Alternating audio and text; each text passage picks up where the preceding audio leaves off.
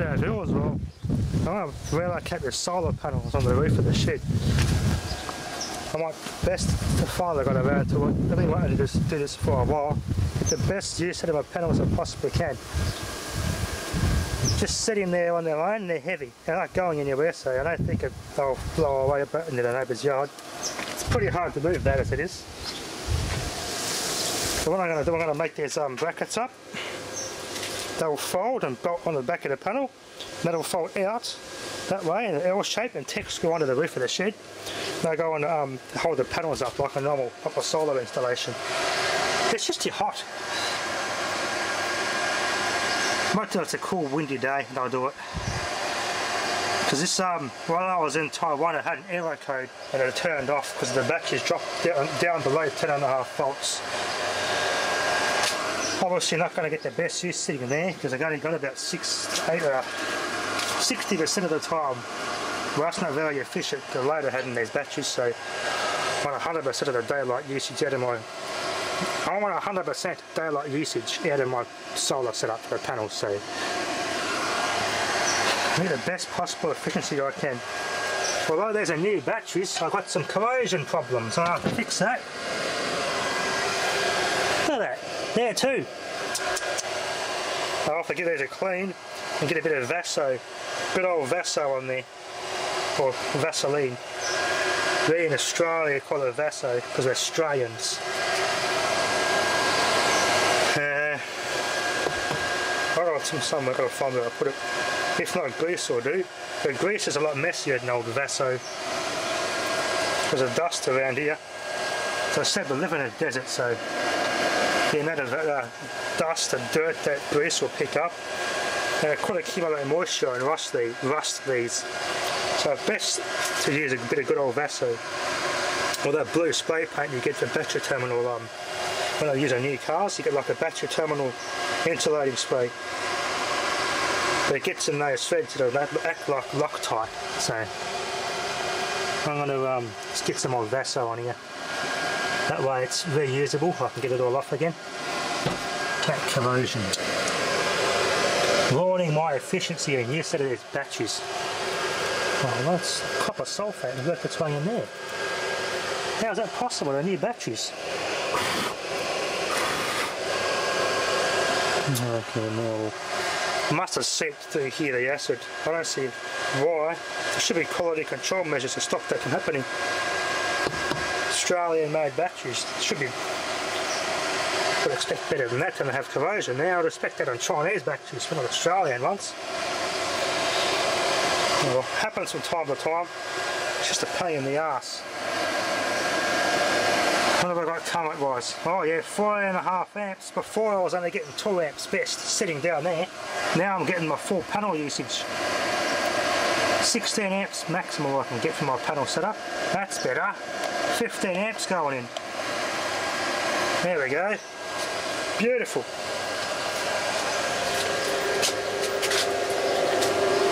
These won't go over 100 cracker amps. They've been on since before I went to Taiwan. So over a month on the on my smart charger, and the Chinese battery decided to corrode things after I cleaned it and baking soda did everything.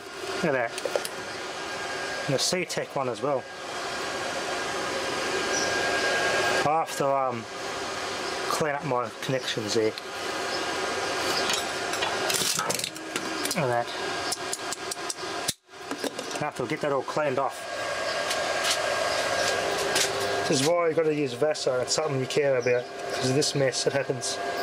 It's what lets your batteries down, especially in electric forklifts. You get a lot of losses in that when this happens. That's not going over 30 cracker amps, so this battery's a bit old.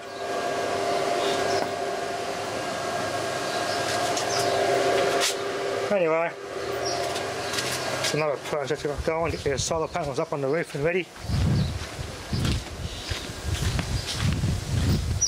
It'll be nice up there finally out of the way. And the karaoke machine from Taiwan, I finally got around to getting it into Australia. The only problem is, I got this and a bunch of baby clothes I sent over an airmail from Taiwan. I couldn't do sea mail because the box is too big. And it would have taken about 3 months to get here. So not a big worry, but because the box is too big to post via sea, I had to send it by air, which cost $200 Australian. Bloody ridiculous. Should just make things in Australia again, it's just cheaper. So I'm running it off the transformer. I was listening to it, I got it going pretty well, contact cleaned everything, only the AM works, so I can't find why the FM doesn't work. I reckon it's a transistor or a resistor's got an open circuit somewhere on this board. But I gave all the pots and this switch I could clean with some deoxit. It works quite well, but only on AM, but the reception's not the best. I reckon it's just capacitor, those long life brand capacitors, it's just gone bad. I'll start with those and we'll go from there. We've got some typos there, musical and Tunig, whatever that means. This was one of those machines when in Taiwan went through a massive karaoke boom in the 70s. It was much bigger over there than it was in the West. The plastic cradle that holds the head actually crumbled. It was quite common for that to happen on these. This is not a Tenashin mechanism. This is an exact copy of a Tenashin. This is made by Farsonic in Taipei. It's a direct copy, exact copy of a Tenashin mechanism, which made 99% of these throughout the 8-track era. I should be able to get a new one of those head assemblies off eBay or somewhere to fix that. I just got it all hot glued into place. It's not 100% straight, that head, so it's on a play 8 tracks pretty crap out there. They're going to sound like crap and all muffly and no treble. That's just to hold everything in place, so until I fix it. It does work. It's just another project. I kind of like it because it's cool. You don't really, I've seen some in Australia, had ones like this, had 2 8-track players, one was a recorder, one was a player, had cassette, one with fancy lights and 2 big speakers. Australia had similar in its day, but they're a bit expensive because it's collectible, quite collectible.